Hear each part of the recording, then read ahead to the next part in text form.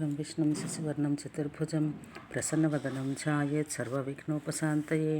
ద్రవ్యములను కూర్చుకుంటూ సామర్థ్యం లేకపోతే లేదా తనకు శక్తి లేకపోతే దేశికోత్తముడు పూర్వం చెప్పినట్లు సర్వోపకరణ సహితుడగు దేవుని ఆరాధించి వెంటనే శిష్యునికి ద్వాదశియందు దీక్ష ఇవ్వవలను.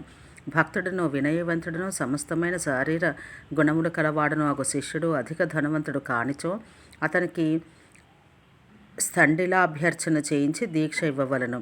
గురువు సమస్తమైన దైవ మార్గమును కానీ ఆధ్యాత్మికంగా భావన చేయబడిన భౌతిక మార్గమును కానీ శిష్యుని దేహంపై ధ్యానించి ముందుగా వాసుదేవాది దేవతలను అగ్ని మొదలైన వారిని క్రమంగా వారి వారి మంత్రములతో 8 ఆహుతుల చేత తృప్తిపరిచి విసర్జనం చేయవలను. పిమ్మట సంహార క్రమమున హోమం చే శోధనం చేయవలను. శిష్యుని దేహంపై కట్టిన కర్మరూప సూత్రములను విడిపించి వాటిని ఒకచోట పోగు చేసి తత్వశోధనం చేయవలను. ప్రాకృతిక అగ్ని అందును ఆదిదైవిక విష్ణువునందును లయం చేసి అశుద్ధులతో కూడిన తత్వములను పూర్ణాహుతి చే శుద్ధం చేయవలను. ప్రాకృతిక గుణములను దహించి శిష్యుడు ప్రకృతిస్థుడైన పిమ్మట గురువు అతని విముక్తి చేయవలను. లేదా శిశువులను అధికారమునందు నియుక్తులను చేయవలను. లేదా గురువు భావస్థితుడై మరియొక శక్తి దీక్ష అయినా చేయవలను. యతులు కానీ నిర్ధనులు కానీ భక్తిపూర్వకంగా తనను ఆశ్రయించినప్పుడు స్థండలంపై విష్ణువును పూజించి శిష్యుని పార్శ్వం నందే కూర్చుండబెట్టవలను.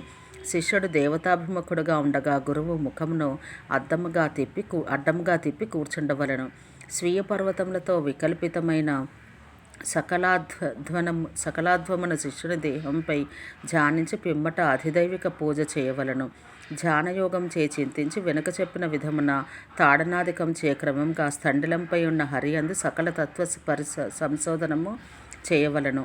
పిమ్మట తాడనం చేత విడిపించి పరత్వంతో తనలో గ్రహించి దేవునితో సంబంధింపచేసి పరిశోధనం చేసి దేవస్వరూపమున గ్రహించి శుద్ధభావంతో తీసుకుని వచ్చి క్రమంగా సంధింపచేసి ధ్యానయోగమును అవలంబించి జ్ఞానముద్రతో శోధించవలను. సర్వతత్వములను శుద్ధములైన పిమ్మట ప్రధానుడగు ఈశ్వరుడు మాత్రము ఉండగా శిష్యులను దహించి నిర్వాసితులను చేయవలను. ఈశ్వర స్థానమున వారిని నియుక్తులను చేయవలను. లేదా దేశికోత్తముడు సాధకుని సిద్ధి మార్గమును పొందింప చేయవలను.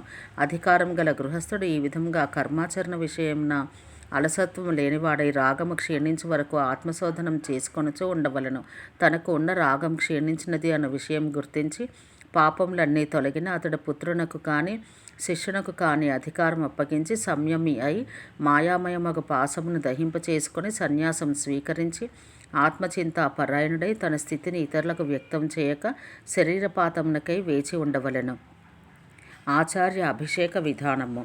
నారదుడు పలికెను, శిష్యుడు ఆచార్యాభిషేకం ఎట్లు చేయవలనో చెప్పెదను.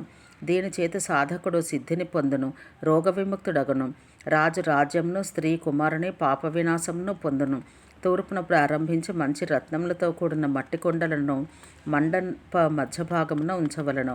వాటిని సహస్రావర్తితములో లేదా శతావర్తితములో చేయవలను.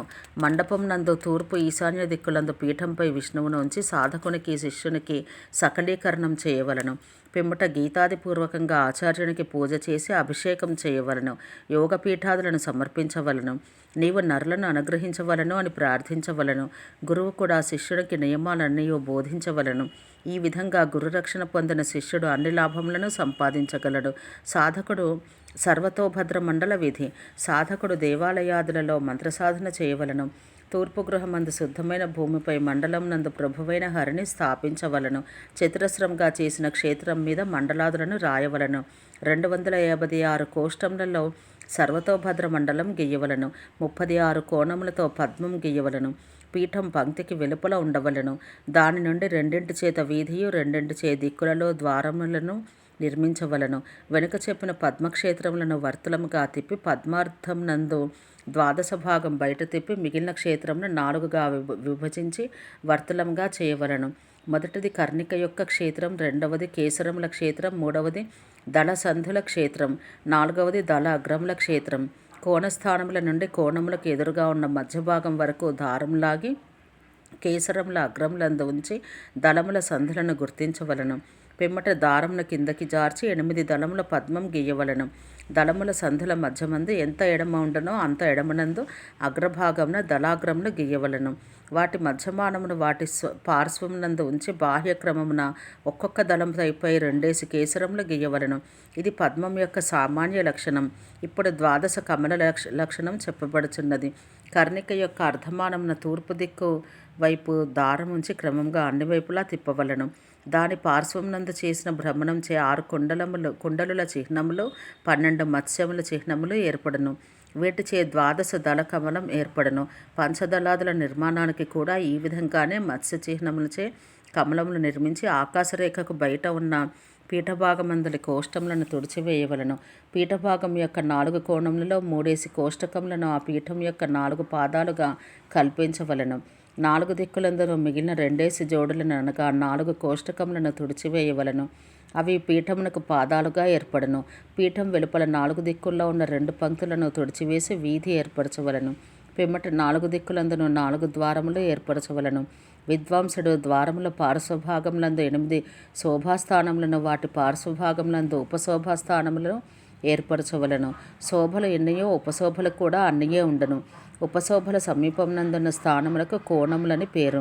పిమ్మట 4 దిక్కులందును మధ్యనున్న 2 కోష్టములను, వాటి బాహ్య పంక్తిలోని మధ్య కోష్టములను ద్వార నిర్మాణానికై ఉపయోగించవలెను. వాటినన్నింటికీ కలిపి తుడిచివేయగా 4 ద్వారములు ఏర్పడును. ద్వారం యొక్క 2 పార్శ్వములందరి క్షేత్రమునకు వెలుపల ఉన్న పంక్తి అందలి ఒక్కొక్క కోష్టమును, లోపలి పంక్తి అందలి 3 కోష్టములను శోభా నిర్మాణార్థమై తుడిచివేయవలను. శోభా పార్శ్వభాగమందు ఇందులకు విపరీతంగా చేయుటచే అనగా క్షేత్రమునకు వెలుపల ఉన్న పంక్తి అందలి 3 కోష్టములను, లోపల ఉన్న పంక్తి అందలి ఒక్కొక్క కోష్టం తుడిచివేయగా ఉపశోభలు నిర్మించబడును.